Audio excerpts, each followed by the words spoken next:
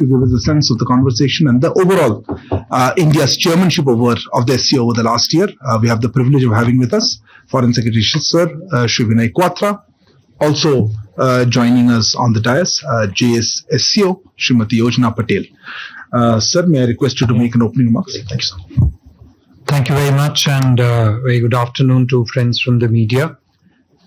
India, under our first ever presidency of Shanghai Cooperation Organization, hosted and we just concluded the 23rd meeting of the SCO Council of Heads of State earlier today. The summit was held in the virtual format. The meeting was chaired by Honorable Prime Minister and was attended by the presidents of Kazakhstan, China, Kyrgyzstan, Russia, Tajikistan, Uzbekistan, and Prime Minister of Pakistan. Heads of state of SCO observers, namely Iran, Belarus, and Mongolia and Turkmenistan, participated as guest of the chair. Heads of two permanent standing bodies of the SCO, Secretary General of SCO and Director SCO Regional Anti-Terrorist Structure, RATS, plus heads of international and regional organizations, including the UN Secretary General, heads of SICA, that is Conference on Interaction and Confidence Building in Asia, CSTO, Collective Security Treaty Organization, CIS, Commonwealth of Independent States, and Eurasian Economic Commission. They also attended the meeting. You all would have heard Honorable Prime Minister's remarks that were telecast live.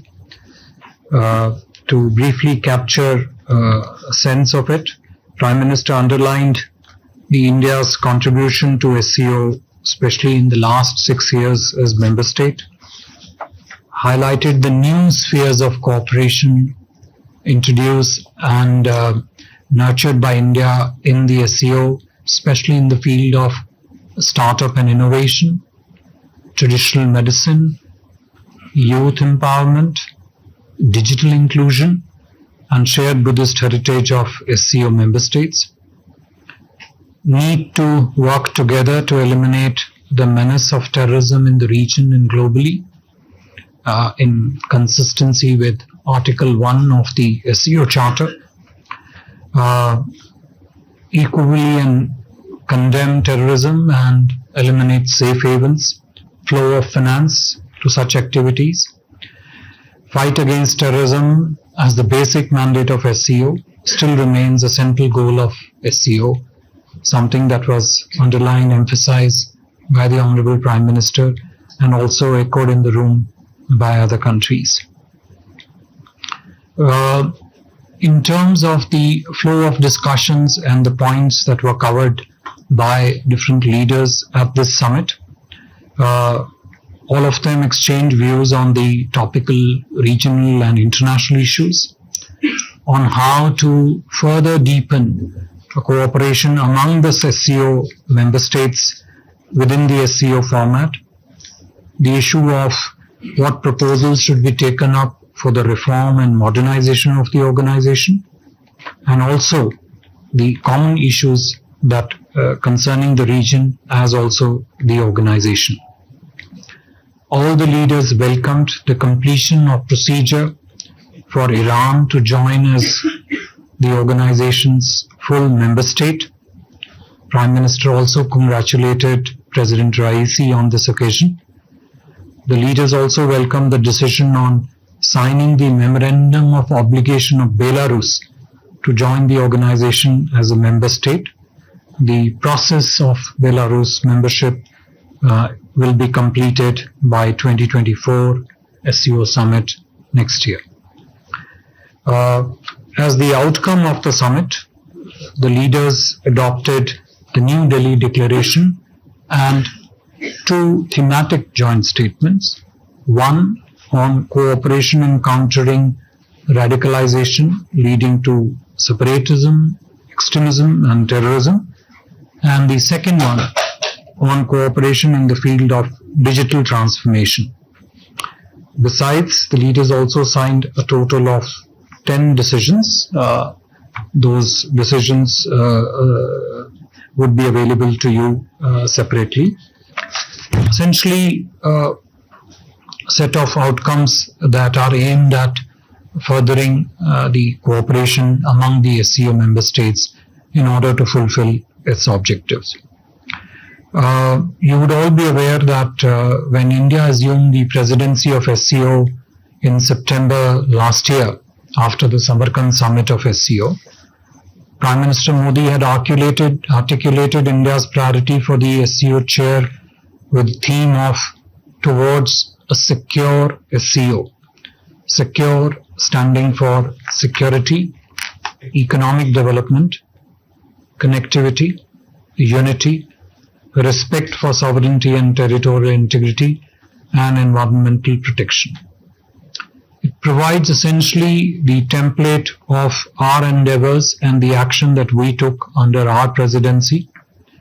All our initiatives and proposals that we put forward during the SCO meetings in the time frame of our presidency were essentially structured and choreographed around this core objective of secure SCO.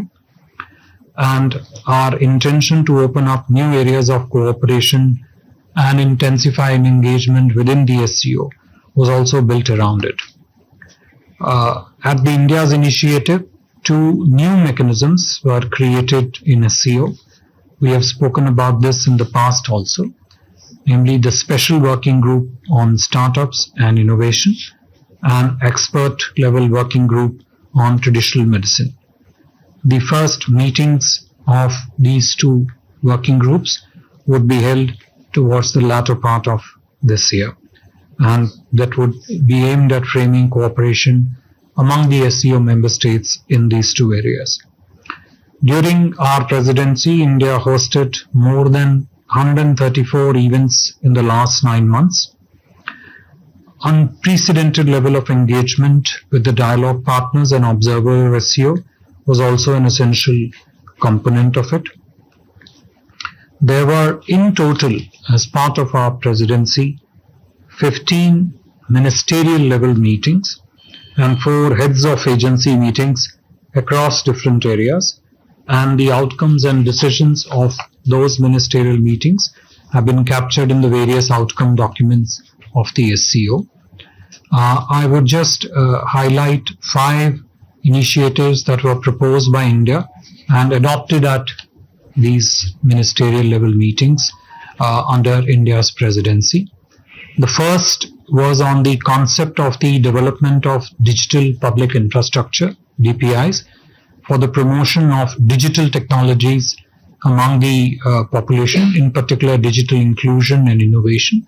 This is something which found mention and was echoed by almost all the leaders in today's summit proceedings. 2, on the cooperation among the SCO member states on emerging fuels. 3, on challenges, working together to combat the challenges of climate change, plastic pollution, marine plastic litter, air pollution, with focus on resource efficiency and circular economy.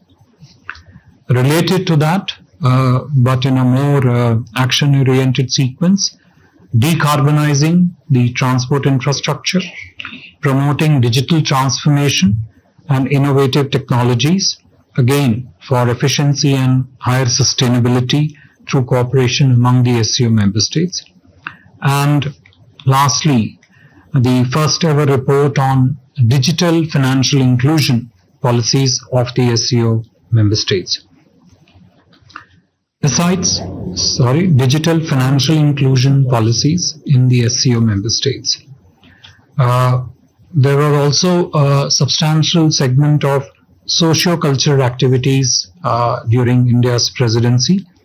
This included SCO Millets Festival, I think it was in Mumbai, if I'm not wrong. Yeah. SCO Film Festival, SCO Cultural Showcasing at Surajkund Mela, SCO Tourism Mart, SCO Conference on Traditional Medicine. This was in the business-to-business format.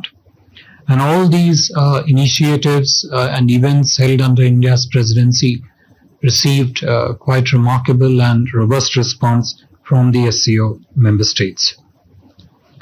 As I just earlier on mentioned, we also organized several activities that were focused on the youth populations within the SCO countries, events like Young Scientists Conclave, Young Authors Conclave, SCO Young Resident Scholars Program, SCO Startup Forum, SCO Youth Council, SCO Conference on the Role of Youth in Community Development. The idea essentially is that you broad base the substance of cooperation among the SCO member states, add stakeholders that are other than the government also, ensure their participation in a manner that essentially strengthens the cooperation among the SCO member states. The colorful events in the framework of first tourist and cultural capital of SCO at Varanasi deserves a special mention, as we showcased the civilizational heritage and the culture through Varanasi. There were several festivals which was hosted as part of these celebrations.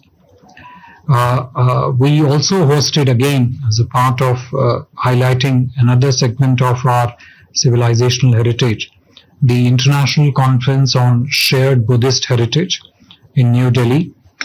A special chair, and I would like to mention this in particular, a special chair on the shared Buddhist heritage was also created at the Nalanda University under the Government of India arrangements.